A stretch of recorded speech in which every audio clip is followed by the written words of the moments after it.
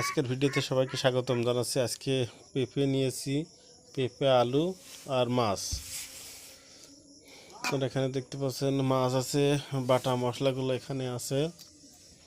আমরা প্রথমে লবণ হলুদ মাখায়ে মাছগুলো ভেজে নেব সুন্দর করে।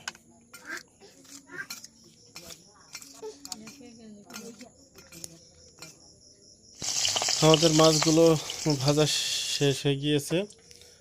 এখন এই মাছ ভাজা তেলের মধ্যেই আমাদের বেটে রাখা যে মশলাগুলো ছিল সেগুলো দিয়ে দিলাম।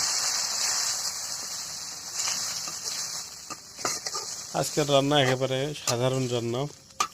আমাদের বাসার পেঁপে এবং আলু, লবণ হলুদ দিয়ে নিলাম আর মাছ দিয়ে রান্না করার চেষ্টা হচ্ছে। মশলাটা সুন্দর করে লবণ হলুদ দিয়ে ভেজে নিচ্ছে। দেখতে পাচ্ছেন এখানে মশলা কিন্তু তেল ছেড়ে দিয়েছে। আমাদের মশলা কষানোর কাজ চলমান।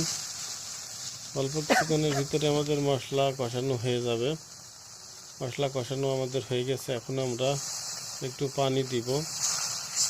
এই পানিটা দিয়ে মশলাটা আর একটু সিদ্ধ করে নেব। এখানে দেখতে পাচ্ছেন যে আমাদের মশলাটা কিন্তু বলক উঠে গেছে। এখন আমরা এর ভিতরে কেটে রাখা আলু আর পেঁপে দিয়ে দিলাম। এবার কিন্তু খুব ভালোভাবে কষানোর চেষ্টা করব। এই কষানোর মাধ্যমে কিন্তু রান্না প্রায় শেষ হয়ে যাবে, যার কারণে আমাদের কষানোর প্রসেস কিন্তু বেশ সময় ধরেই চালাবো। এখন আমরা এটা নাড়াচাড়া করে দিলাম, ঢেকে রাখবো। ঢেকে রাখলে দ্রুত সিদ্ধ হয়ে যাবে। দেখতে পাচ্ছেন যে আমাদের রান্না কিন্তু চলছে, বলক উঠে গিয়েছে, বেশ সিদ্ধ সিদ্ধ একটা ভাব চলে এসেছে। তবে একটু সময় লাগবে, কারণ ভালো করে সিদ্ধ না হলে তেমন স্বাদ আসে না। আপনারা এখানে দেখতে পাচ্ছেন যে আমাদের কষানোর যে প্রক্রিয়া ছিল সেটা কিন্তু শেষ পর্যায়ে চলে এসেছে।